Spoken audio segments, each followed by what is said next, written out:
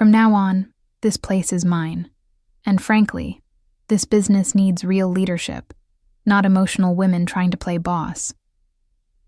Mason's voice cut through the morning staff meeting like a blade, his chest puffed out with newfound authority.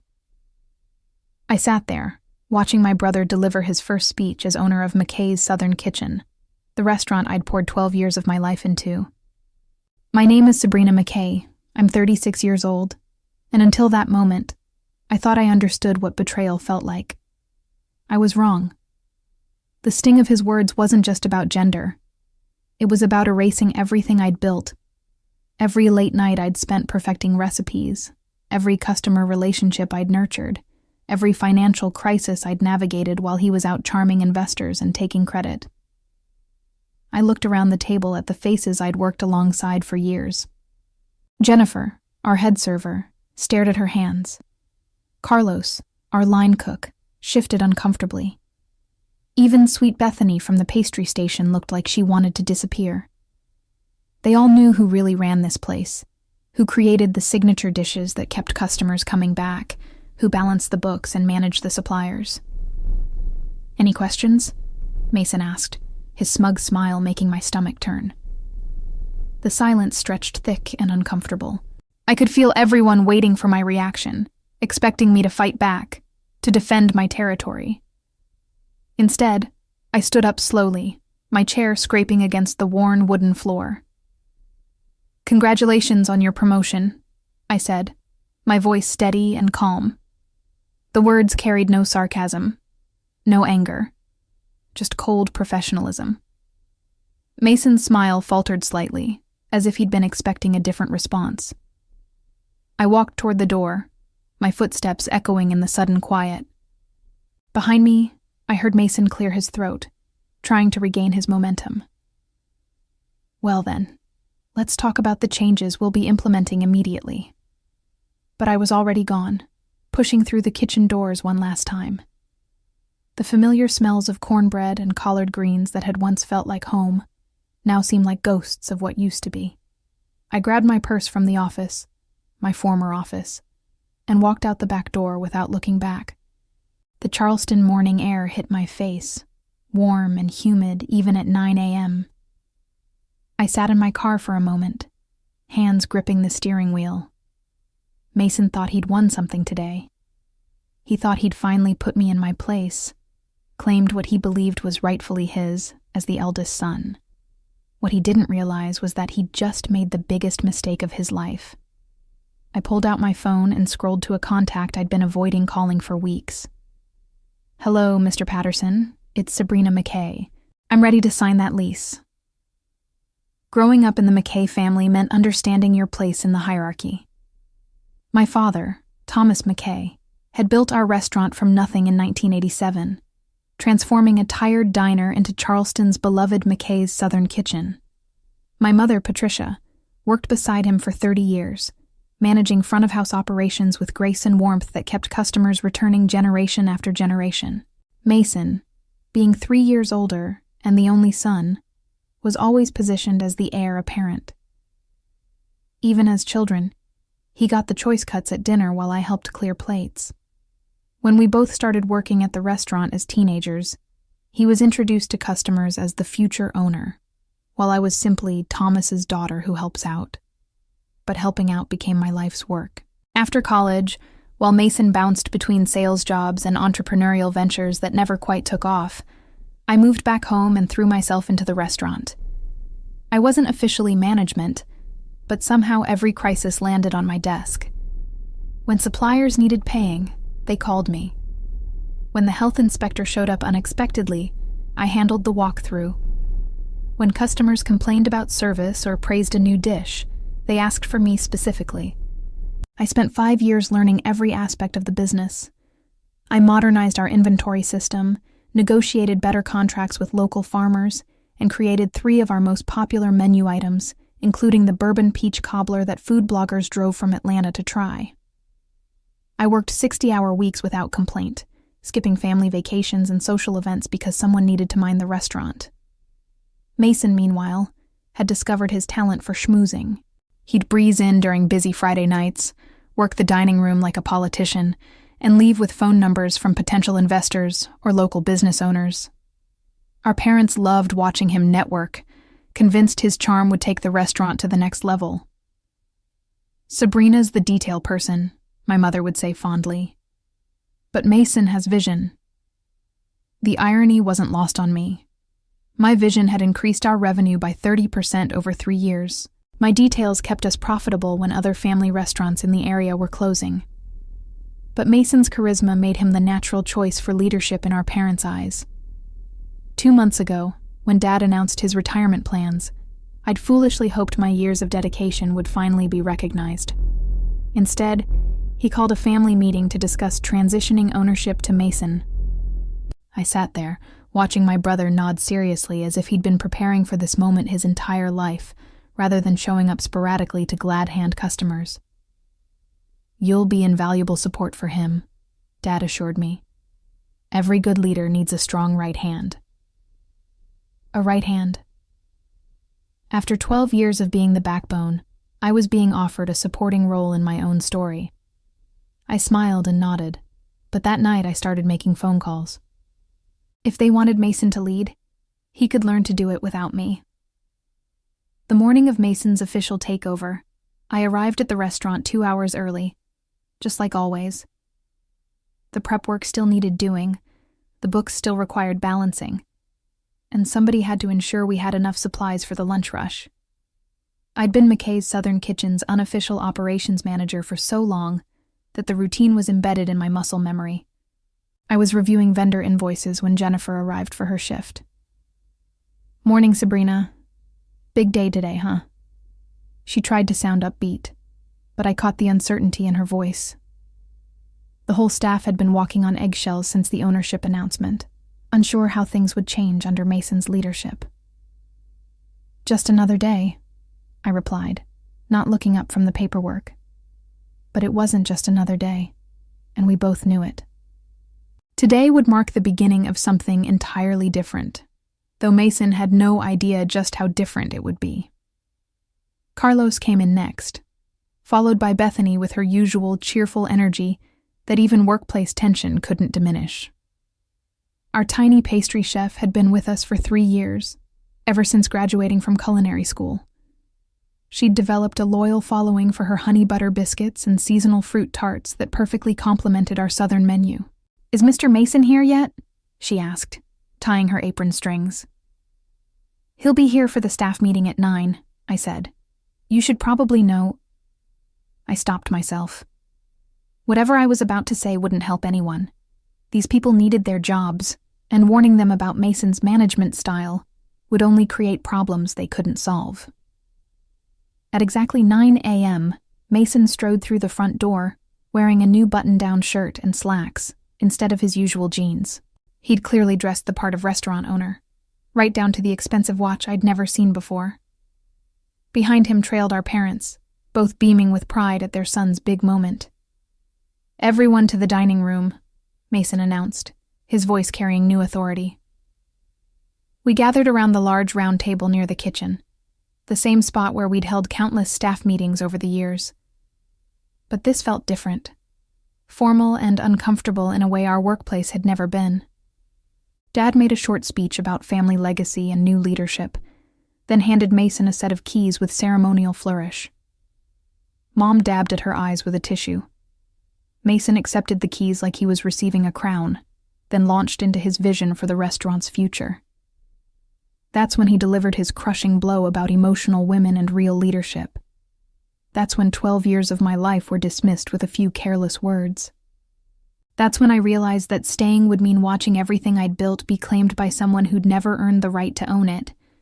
So I stood up, congratulated him with perfect composure, and walked away from the only professional home I'd ever known.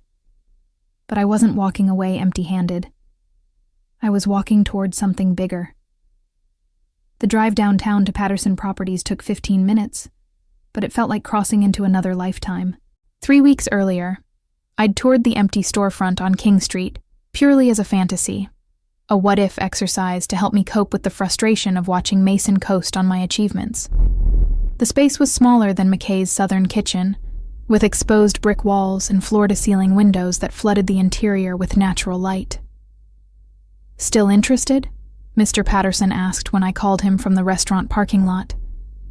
"More than ever," I replied, surprising myself with how certain I sounded.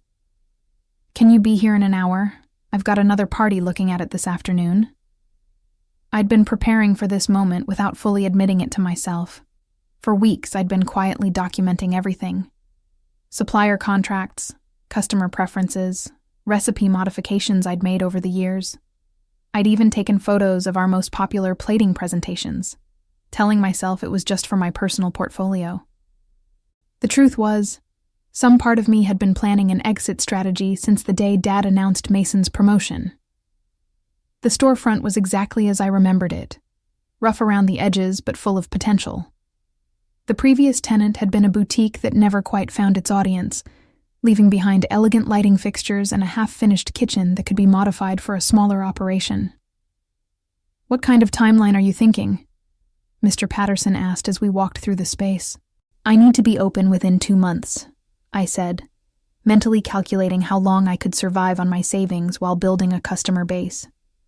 "Is that possible?" He raised an eyebrow. "Ambitious. But this space has all the basic infrastructure you'd need for food service. The real question is whether you can handle the permitting and build-out in that time frame." I thought about all the regulatory hurdles I'd navigated for McKay's over the years, all the health department inspections I'd managed, all the vendor relationships I'd cultivated. "I can handle it." We spent the next hour discussing lease terms and renovation requirements. The rent was higher than I'd hoped, but manageable if I kept overhead low initially. I'd have to be chef, manager, and marketing department all in one, at least until revenue could support additional staff. Walking back to my car, I felt a strange mix of terror and exhilaration.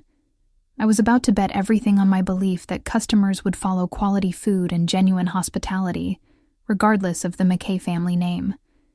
It was the biggest risk I'd ever taken, but it felt more honest than staying to watch Mason destroy what I'd spent 12 years building. My phone buzzed with a text from Jennifer. "Are you okay? Mason's asking where you went." I stared at the message for a long moment, then typed back, "I'm fine. Take care of yourself." The next 2 hours were a blur of phone calls and paperwork, lease agreements, insurance applications, contractor estimates for kitchen modifications. I called every vendor I'd worked with at McKay's, carefully explaining that I was starting a new venture and asking about their standard terms for new accounts. Most were surprised but supportive, especially Tony from Coastal Produce, who'd been delivering to our family restaurant since I was in high school. "About time you went out on your own," he said. "You've been running that place for years anyway." By the time I drove home that evening, I had a signed lease, 3 contractor estimates, and a business license application ready to submit. I also had a knot in my stomach the size of a dinner plate, and the growing realization that I'd just made a decision I couldn't undo. I poured myself a glass of wine and sat on my front porch, watching the Charleston evening settle over the historic district. Tomorrow, Mason would start learning what it actually took to run a restaurant, and I would start proving that talent and dedication mattered more than family connections and entitled attitudes. The second week of Mason's reign at McKay's Southern Kitchen brought the first crisis. I heard about it through Bethany, who called me 3 days after I'd submitted my business license application. "Sabrina, I hope it's okay that I'm calling," she said, her voice nervous. "But we're having some problems at the restaurant, and I didn't know who else to ask." "What kind of problems?" I kept my tone neutral, though my pulse quickened. "Well, Mason changed our suppliers without checking the quality first. The cornbread yesterday was terrible. The cornmeal was too coarse and it fell apart. We had 12 customers complain, and the greens aren't cooking right because he switched to cheaper ham hocks that don't have enough fat." I closed my eyes, picturing the disaster. Our cornbread recipe was legendary in Charleston, passed down from my grandmother and perfected through decades of trial and error. The specific cornmeal blend came from a mill in South Carolina that cost more than generic brands, but produced the silky texture our customers expected. "What did he say when you brought it up?" He told me to stop questioning his decisions and figure out how to make it work. Jennifer tried to explain that customers were asking for their money back, but he said people complain about everything, and we shouldn't cater to whiners. My stomach clenched. Those whiners were loyal customers who'd been eating our cornbread for years. They knew the difference between the real thing and a cheap substitute. "I'm sorry you're dealing with this," I said carefully. "But Mason's in charge now. He'll have to learn through experience." "That's just it," Bethany continued. "I don't think he wants to learn. He keeps saying the old ways were inefficient and that customers won't notice small changes if we market properly. Yesterday, he hired some marketing consultant who wants to rebrand us as upscale casual and add items like quinoa salads to the menu. Quinoa salads at a traditional Southern restaurant that built its reputation on authentic comfort food. I had to admire Mason's ability to miss the point so completely. "Bethany, can I ask you something? Are you happy working there?" The pause told me everything I needed to know. "I love cooking," she said finally, "and I love the regulars who've become like family. But it's getting hard to take pride in what we're serving when Mason won't listen to anyone who's actually worked in the kitchen." "I understand," I said. "And if you ever want to talk about other opportunities, I'm always here." After we hung up, I sat staring at my laptop screen, where I'd been working on menu concepts for my new restaurant. I'd planned to start small and simple, focusing on a few signature dishes done exceptionally well. But if Mason was already alienating customers and staff, maybe I could move faster than I'd originally planned. I called Carlos next, then Jennifer. Both conversations followed the same pattern: frustration with Mason's changes, concern about declining food quality, and careful questions about what I was planning for my new venture. I didn't recruit anyone directly, but I made it clear that talented people would always have a place with me.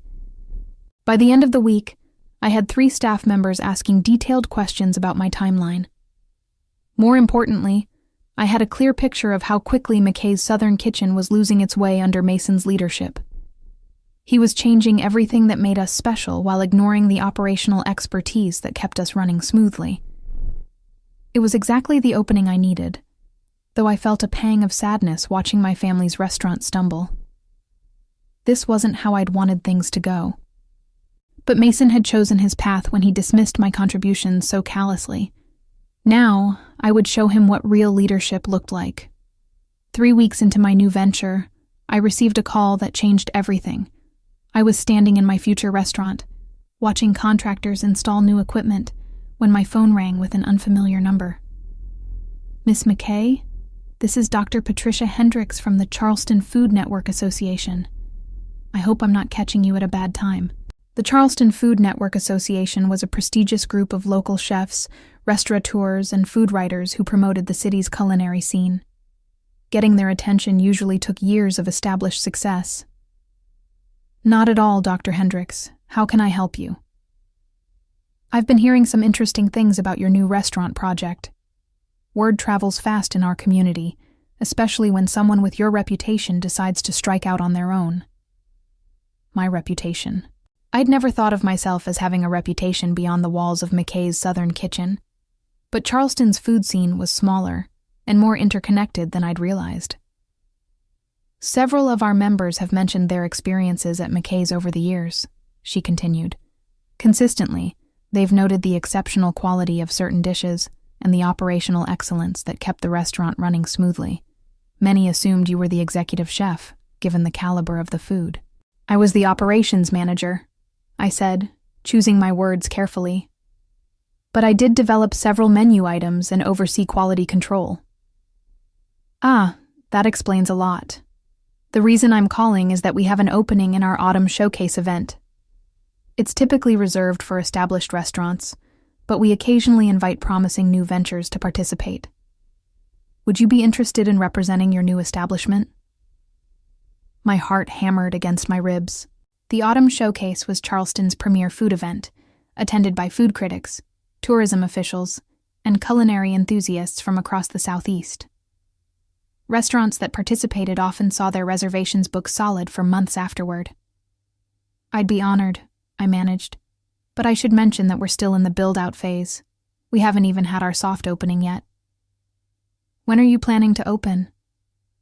I did quick mental calculations. The contractors promised to finish kitchen installations by the following week. I'd need at least 2 weeks for staff training and recipe testing. 6 weeks from now, if everything goes according to schedule. Perfect. The showcase is 8 weeks out, which gives you time to work out any opening issues. I'll email you the details and vendor information. After she hung up, I stood in my empty dining room, barely believing what had just happened. Someone had recommended me for Charleston's most important food event based solely on my work at McKay's. Someone had noticed that the quality they associated with our family restaurant came from my efforts, not Mason's charm. I called my contractor immediately. Jerry, what would it take to move our timeline up by a week? Possible, but it'll cost extra for overtime crews. Why the rush? I just got invited to participate in the Charleston Food Network's Autumn Showcase. This could make or break the entire venture. In that case, let's make it happen.